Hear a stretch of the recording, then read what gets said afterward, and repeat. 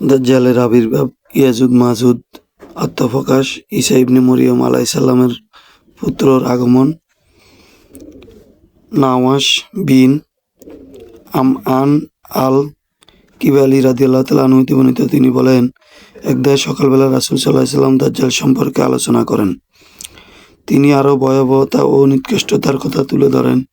এমনকি আমরা ধারণা করলাম যে সে হয়তো খেজুর বাগানের ওপাশে অবস্থান করছে। আমরা বিকেলবেলা পুনরায় তার নিকট উপস্থিত হইলাম।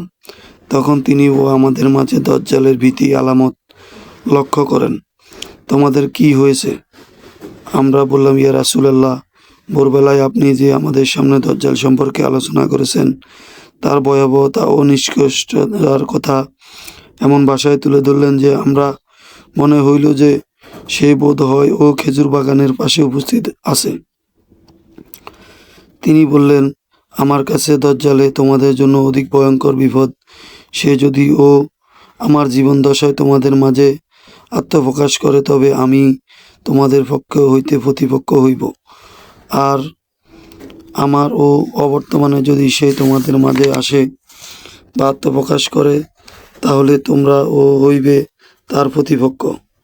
আর প্রত্যেক মুসলমানের জন্য আল্লাহ তাআলার পরিবর্তে সহায় হইবে। সে দাজ্জাল হইবে কিঞ্চিত চুল বিশিষ্ট, স্থির দৃষ্টি সম্পূর্ণ যুবক এবং আব্দুল ওয়াজা বিন কাতান সদৃশ্য। তোমাদের কেউ যদি তাকে দেখলে, সে যেন তার বিরুদ্ধে সূরা কাহফের প্রাথমিক আয়াত পাঠ করে। সেই সিরিয়া ইরাকের মধ্যবর্তী খাল্লা নামক স্থান থেকে আত্মপ্রকাশ করবে। অতঃপর সে ডাইন হাতে ফিতনা, ফাসাদ, বিপর্যয় ছড়িয়ে বেড়াবে, আর আল্লাহর বান্দা তোমাদের দৃঢ়তার সাথে স্থির থাকবে। তোমরা জিজ্ঞেস করলাম, হে আল্লাহ রাসূল সাল্লাল্লাহু আলাইহি সাল্লাম, সেই পৃথিবীতে কতদিন অবস্থান করবে? তিনি রাসূল সাল্লাল্লাহু আলাইহি সাল্লাম বলেন, 40 দিন। তবে এর এক এক দিন হইবে এক এক বছরের সমান, আর একদিন হইবে 1 মাসের সমান, একদিন হইবে 1 সপ্তাহের সমান, অবশিষ্ট দিনগুলো হইবে তোমাদের বর্তমান দিনগুলোর সমান। আমরা জিজ্ঞেস করলাম, আল্লাহ রাসূল সাল্লাল্লাহু আলাইহি সাল্লাম, যে দিনটি 1 বছরের সমান হইবে, তাতে একদিনে নামাজ পড়লে কি তা আমাদের জন্য যথেষ্ট হইবে? তিনি বললেন, তোমরা সেই দিন সঠিক অনুমান করে নিবে এবং তদ অনুযায়ী নামাজ পড়বে। রাবি বলেন, আমরা জিজ্ঞেস করলাম, পৃথিবীতে কত দ্রুত গতির বিচরণ করবে? তিনি বললেন, বায়ু চালিত মেঘমালার গতিতে। অতঃপর সেই কোনো এক সম্প্রদায়ের নিকট এসে তাদেরকে নিজের দলে ডাকবে এবং তাদেরকে ডাকে সাড়া দিবে।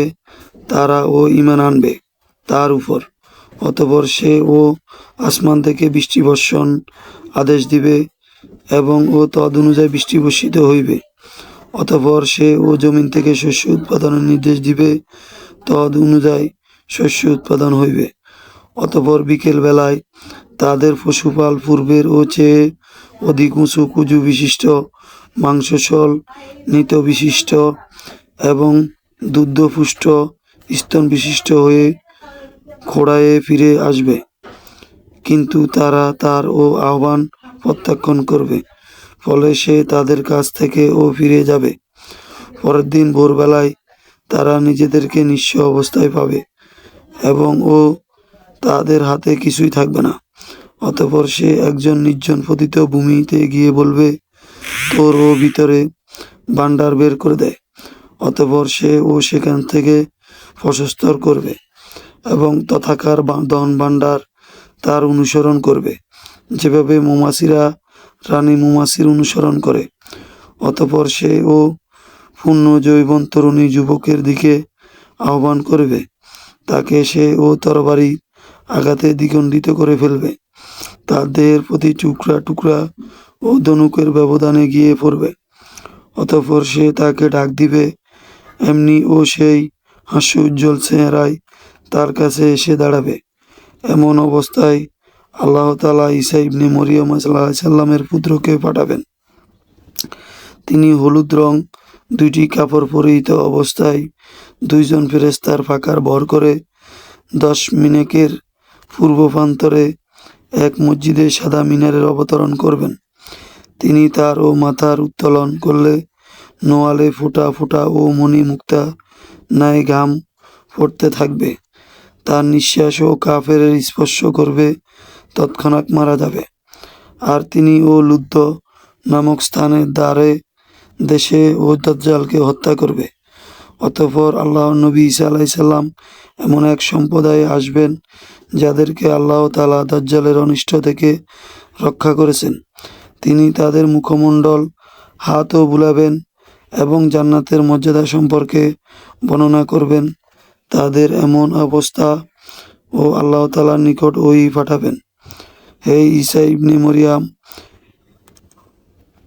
আমি ও আমার এমন বান্দাদের পাঠাবো যাদের বিরুদ্ধে যুদ্ধ করার ক্ষমতা কারো নাই।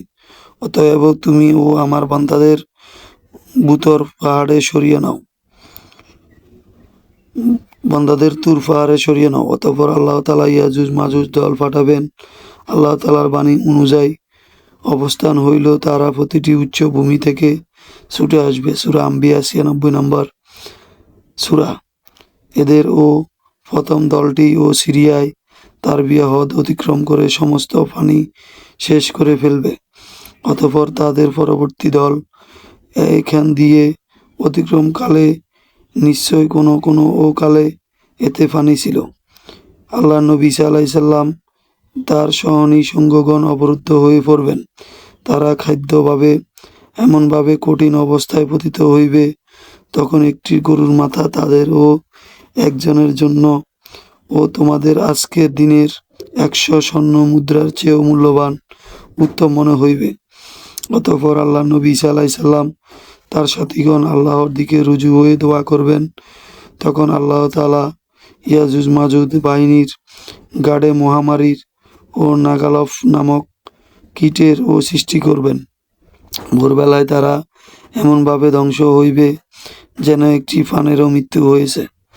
তখন আল্লাহ নবী ঈসা আলাইহিস সালাম সাথীগণ পাহাড় থেকে নেমে আসবেন এবং সেখানে এমন এক বিগত জায়গাও পাবে না যেখানে সেগুলো পচা দুর্গন্ধ রক্ত মাংস ছড়িয়ে নাই। তারা মহান আল্লাহ তাআলার নিকট দোয়া করবেন। তখন আল্লাহ তাআলা তাদের নিকট উটের গাড়ের ন্যায় লম্বা গাড় বিশিষ্ট এক প্রকার পাখি পাঠাবেন। সেইগুলো ও তাদের মৃতদেহগুলো তুলে নিয়ে ইচ্ছে মতো স্থানে নিক্ষেপ করবেন। অতঃপর আল্লাহ তাআলা এমনভাবে বৃষ্টি বর্ষণ করবেন যা সমস্ত ঘরবাড়ি স্থল কঠিন মাটির স্তরে গিয়ে পৌঁছাবে।